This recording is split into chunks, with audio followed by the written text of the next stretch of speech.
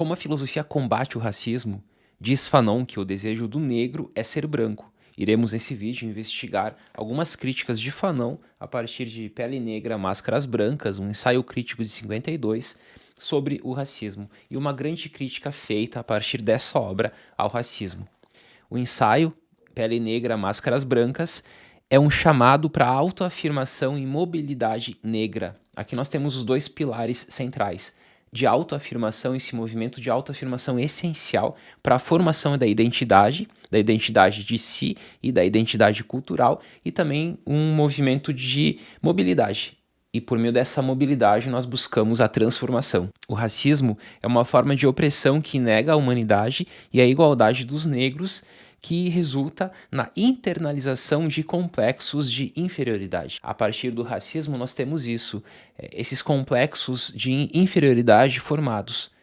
E diante dessa subjetivação desses complexos, a própria identidade, o próprio eu dos negros, ele não consegue fazer esse movimento de autoafirmação. Essa alienação afeta a formação da identidade negra.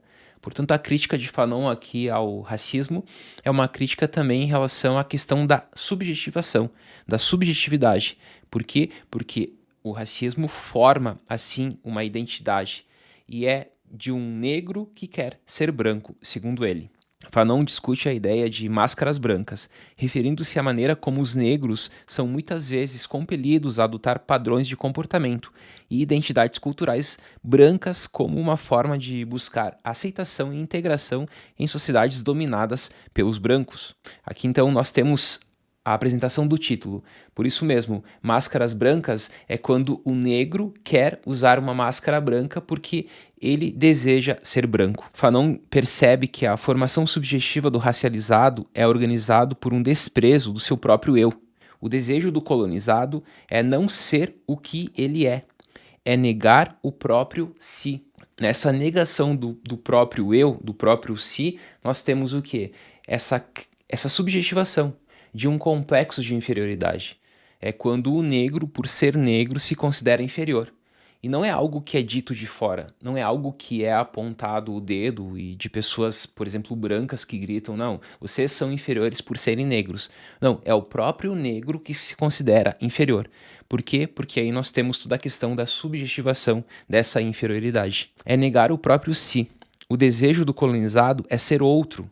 E aqui Fanon está discutindo especialmente em 52, a partir da questão da colonização. E aqui nós temos muitos países, claro, além dos exemplos históricos de Fanon, que ele está situado na Martinica, por exemplo, depois ele vai estudar na França, nós temos a questão da Argélia, mas nós temos em diversos outros locais também essa questão do racializado. Nós podemos até pensar os indígenas também como os racializados. Então, todo aquele que é considerado inferior e que adota e que abraça esse complexo de inferioridade pode ser analisado a partir do viés apresentado aqui neste ensaio crítico. Isso, então, como eu disse, é um complexo de inferioridade, impossibilitando. Aqui existe essa impossibilidade do reconhecimento de si, mas também tendo um desejo de ser um outro. Os dois processos aqui são esses. O primeiro é impossibilitar o reconhecimento de si mesmo. E o segundo, como consequência do primeiro, é desejo de ser outro. Se eu não consigo formar a minha identidade enquanto eu mesmo, eu quero ser outro. E aqui o exemplo é do negro para o branco. Então, o desejo do negro é ser branco. Aquele que ama o negro pelo fato dele ser negro é tão racista quanto aquele que ama o negro só pelo fato dele ser negro. Então, aqui nós temos a objetivação do negro. Se você amar alguém simplesmente pela sua cor, você está objetivando essa pessoa. Qual a possibilidade do indivíduo negro tornar-se sujeito? Esse movimento de autoafirmação gritado aqui nesse ensaio crítico é em busca disso, é em busca dessa identidade, é em busca do negro se tornar um sujeito e não ser apenas um objeto. E aqui nós podemos mencionar o princípio da dignidade da pessoa humana, trabalhado por Kant, e Kant diz que toda vez que nós instrumentalizamos alguém, nós tiramos dele a sua dignidade. E isso justamente é o que ocorre no racismo. No racismo ocorre o quê? Se fere esse princípio da dignidade da pessoa humana. do negro. Por quê? Porque ele não é considerado um sujeito, mas sim um objeto. Há uma desumanização daquele que é visto sob o signo racial. Essa desumanização coisifica, objetifica aquele que é marcado pela racialização, retirando-lhe a possibilidade de reconhecimento de si. Diz o Fanon que num ambiente colonizado os valores estarão vinculados a um tipo de corpo e de cor específica. Isso é incrível, isso é muito profundo. Por quê? Porque quando nós pensamos a questão do racismo, nós pensamos apenas todo o sofrimento do negro, toda a questão de ferir a dignidade do negro, toda a falta de humanidade daquele que está praticando o racismo, mas isso vai além. Por quê? Porque o bom, o belo e o justo acabam tendo cor. O bom, o belo e o justo estão vinculados à branquidão. E isso é a despersonalização do negro.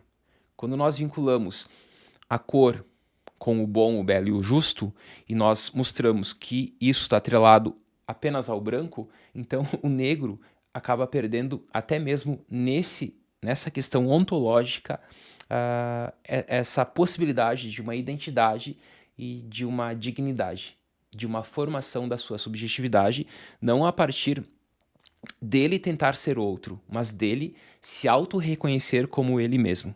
O termo negritude foi pensado inicialmente por Césaire, na década de 1930. A identidade permite que eu me identifique. Para que eu organize minha identidade, eu preciso me identificar com aquilo que constitui o meu eu. E por isso eu preciso me identificar com algo que é outro que não eu. Como um indivíduo racializado vai poder se identificar num espaço racista colonizado? Esse é o problema. Num espaço racista ou num espaço colonizado, né? Se nós pensarmos hoje num espaço racista, por exemplo, aqui mesmo no Brasil, como esse indivíduo pode formar a sua identidade? Quando Césaire pensa na negritude, ele parte do mesmo pressuposto. A imagem do negro foi construída de maneira radicalmente negativa. Por quê? Porque quando nós atrelamos a cor, o negro, com aquilo que não presta, criando assim esse complexo de inferioridade, bom, aí é impossível vincular a cor, daí o negro, com algo positivo. Aí o negro é vinculado apenas com elementos negativos.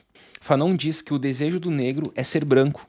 Hoje no Brasil, esse é um desejo por igualdade de oportunidades, justiça social e valorização cultural, em um contexto em que a branquitude muitas vezes é privilegiada e vista como normativa.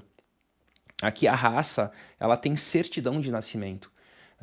Então, nós percebemos claramente que a raça é um elemento histórico. A raça não é um elemento apenas biológico, mas é também um elemento histórico. E está vinculado a um contexto histórico em que se pensa a partir desse pressuposto racista. Como o negro emerge disso? Achille Mbembe, influenciado por Fanon, pensa como se organiza a ideia do negro. Para Fanon, a ideia do negro também tem uma data de nascimento. E quando se pensa o negro vinculado à inferioridade, a algo negativo, bom, aí é a data de nascimento do negro a partir dessa ideia racista. A clínica de Fanon é um chamado para a organização do sujeito. Ela se inicia no divã e termina nas ruas. A clínica de Fanon ela não se basta no divã. Ela tem que ir para as ruas, porque essa formação da identidade que se dá no divã, ela precisa dessa mobilidade social para uma mudança. Então nós não precisamos apenas pensar sobre, mas nós precisamos criar condições para modificar. Esse é um elemento central aqui, porque nós temos inicialmente um momento de autoafirmação, sim, mas um segundo momento também de mobilidade negra. E esse é o ponto central, porque para Fanon o divã é muito pequeno para resolver essas questões, mas é no divã que nós começamos a justamente pensar sobre essas questões. Fanon argumenta que o racismo colonial envolve este processo de reificação ou objetificação, como se o homem branco criasse uma imagem fixa e fantasmagórica da essência do homem negro. Todo elemento, todo contexto, toda cultura racista cria essa imagem fixa e fantasmagórica do negro, vinculando o negro com aquilo que não presta. O que é frequentemente chamado de alma negra é de fato um artefato do homem branco.